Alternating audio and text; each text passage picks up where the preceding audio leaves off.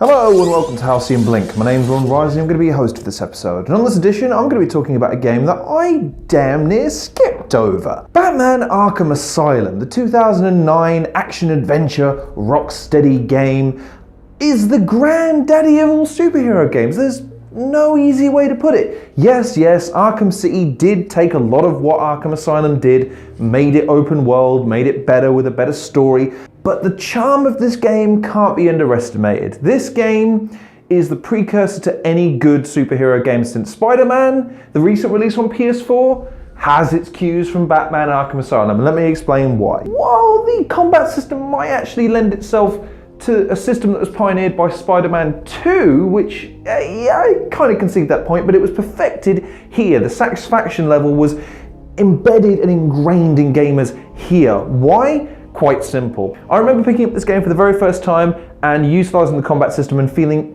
infinitely more powerful, stronger than I ever did in something like Prototype, where you were basically a god. The sounds of bones crunching and cracking, the sound of heads knocking against pavement, and the brutality of the attacks. With a combined sentence of 752 years, ding ding ding ding ding, it's round 2!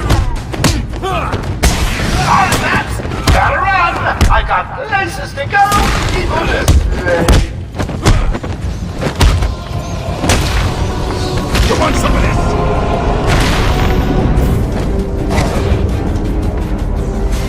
Versus the relatively tame nature of the violence, which might sound like an odd dichotomy, but quite frankly, the fact that there's never any blood, never any impalement, never any disfigurement, no discernible breaks of the body where they're kind of left hanging like this, where it's like, ooh, it's really gory. No, none of that. So it kind of redeems itself to a certain degree. Add to this the verticality, albeit within a constricted way within the asylum. In the city version, you could leap buildings, you could circumvent combat if you wanted to reasonably easily, you could evade combat, especially in the open world. You never had to confront someone if you didn't really want to. In Arkham Asylum, not so much. You can evade combat only for a certain time, but it was much more linear in nature, which meant that the story progressed in a much more linear nature. Now, some people didn't like this, and which is why they ultimately prefer City. I've got to get close enough to Zsasz to strike. He'll see me coming on the ground, so I'll stay up high. These old gargoyles should be able to support my weight if I grapple up.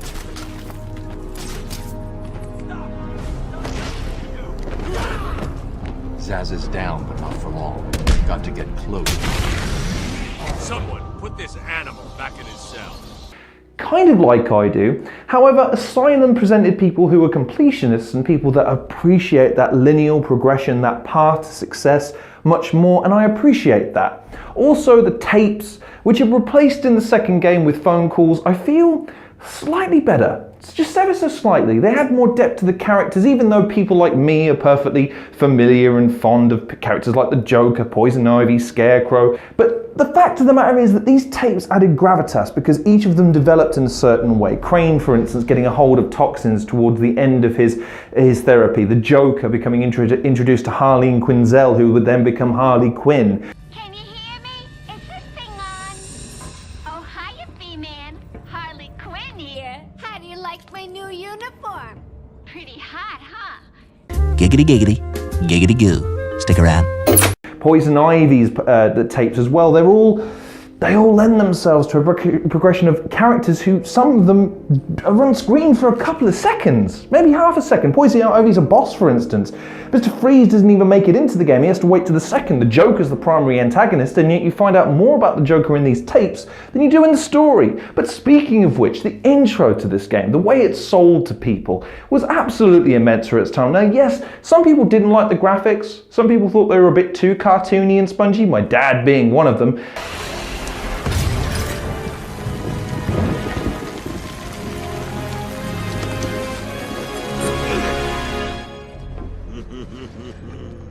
Hey, Sharpie. Love what you've done with the place. That's Walden Shop to you. Bowles! Yo, Frankie! How's the wife and kids? You miss me? Shut it, clown! But I'd argue against that. I'd argue that this game still looks fantastic to this day. I'm not going to say for a second that it looks realistic. Batman is all of 10 feet tall and hench as f***, but the fact of the matter is that it looked enticing. It looked really well defined and designed. It had its own unique style. It was rooted in reality, but very, very clearly harkening back to the cartoons and comics.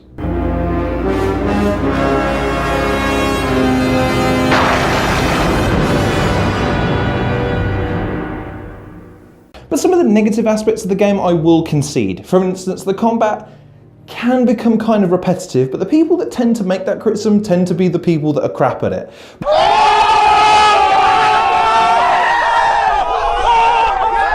More often than not, the challenges tend to separate the men from the boys in terms of this game. I remember distinctly people at work coming in, having bragged about made it to the 4th or 5th or 6th tier, having made an ungodly amount of combinations in order to take down an entire room without sustaining a single hit while scoring a certain amount of points for the different dynamic ways that you can take people down, because it isn't just the robust combat system. You have combinations which you can use, different buttons, different attack patterns you can utilize, different gadgets you can utilize, and different methods to take people down. It's not just punch, kicks, arm break, Kimura. There's more to it than that, which is why I give this game props for taking a simplistic system and making it feel diverse. It empowers you, it makes you feel like Batman, which is ultimately what this game did best. The Predator mode, adding into this, the stealth mechanics of it all, the crouching and silent mechanics, the slight demeanor changes of the guards as they become infinitely more scared of the surroundings. And yet, what this game did, I feel, better than City, is the thematics of the asylum. It feels like an oppressive environment. It feels genuinely like there's no escape. Whereas in City, you got the impression Batman could just f*** off if he wanted to. I think he even said so at the beginning of the game. He's like, "Oh, are you going to stay at Master Wayne?" He's like, "Yeah, I'm gonna hang around and do what I can for a little while." Whereas in this game, he's trapped. He feels as though he has to take the Joker down. Now, the other criticism that's leveled against this game is the boss at the end. Not boss battles. They've got a good couple of boss battles, but the boss battle at the end of this game,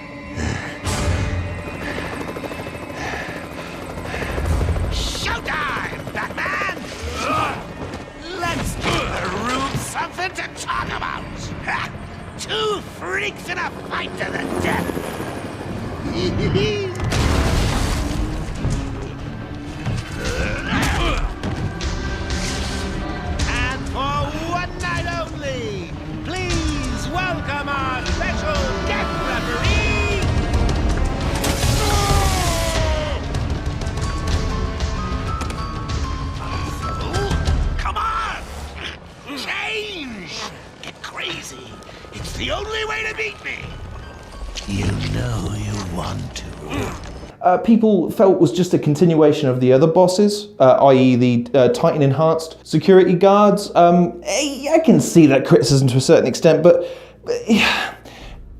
aside from maybe adding a psychological element, which I felt was already fed by the Scarecrow boss battles throughout the course of the game. He attacks you not once but twice, and you can usually get cues because Batman's eyes change. You can hear hissing sound and the camera tilts to a certain degree. There's even a skip that fucks with people at the beginning of the second boss battle where you feel, oh god, the game's crashing, and then it reverts back through and there's the original cutscene, albeit from Batman and Joker's perspective switched. It's really, really good. And as many negatives as I could level against this game is, without a doubt, it's so agonizingly close to Arkham City in terms of quality, and yet I feel that Arkham City really genuinely was a step up in every way from Arkham Asylum.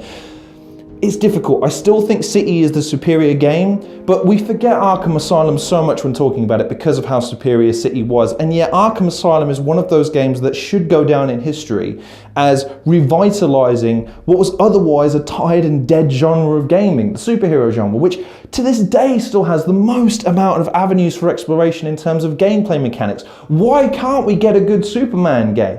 Why can't Prototype be a satisfying experience beyond the God mode?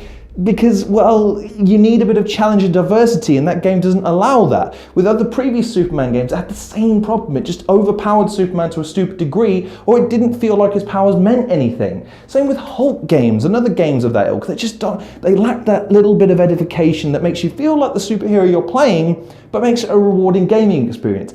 This game managed to accomplish that without making Batman feel like an untouchable ninja god, but also not making him feel like some guy who's going to get shot and die at the merest flinching of a gun. This game is absolutely fantastic, and if you've never played a superhero game before, this is your starting point. I'm telling you right now, you pick up this game and you play it.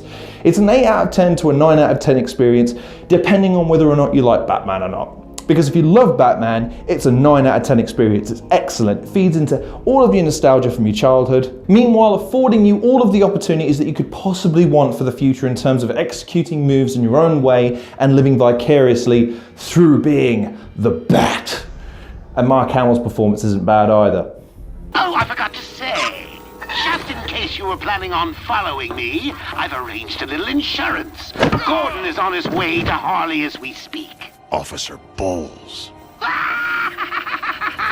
If I see you trying to follow me, he dies. Harley's looking forward to it. Maybe I'll film it and post it on the internet.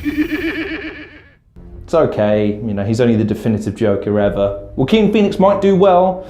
Heath Ledger might have been one of the best ever. He won an Academy Award for it, but there's only one Mark Hamill as the Joker. If you want further proof, Mask of the Phantasm, one of the best movies ever made, cartoon and Batman, so suck on it. In the meantime, thank you very much for watching this episode of Halcyon Blink. Please like, share and subscribe. Check out some of the other content creators in the description below. Follow me on Twitter, check out some of my other videos that I produced recently, and as always, take care of yourselves, and I'll see you guys in the next episode of Halcyon Blink.